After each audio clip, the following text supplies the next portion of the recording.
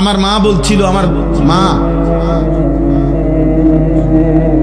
যে আমার বড় ভাই, মা সব সময় বলতো এটা যে ফুত তোর বড় ভাই যখনই কেন্দ্রীয় পরীক্ষা বোর্ড পরীক্ষা দিত, মা বলছে প্রত্যেক পরীক্ষার সময় বাপ আমি যতদিন আমার ফুতে পরীক্ষার হলে ছিল, আমি বলা যায় এই 2 ঘন্টা 3 ঘন্টাও কোন সময় 1 ঘন্টা 2 ঘন্টা নামাজের সেজদার মধ্যে থাকতাম, আল্লাহকে সেজদা দিয়ে কাঁদতাম আর বলতাম, আল্লাহ আমার প্রথম সন্তান বেইজ্জতি করেন না, আমার প্রথম সন্তান যদি ভুল পথে যায় আমার বাকি সন্তান সব ভুল হয়ে যাবে। আমার মা বলতেন এটা, বড় ভাইয়ের জন্য মা এই পরিমাণ কাঁদছেন, দোয়া করছেন।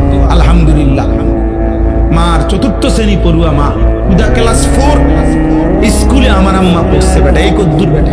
আমার মায়ের পড়ালেখা প্রাইমারি পাস করে নাই মা, কিন্তু মায়ের চোখের পানির বদৌলতে মার হায়াতে ওনার 5 ছেলেই আলেমে দ্বীন হয়েছে।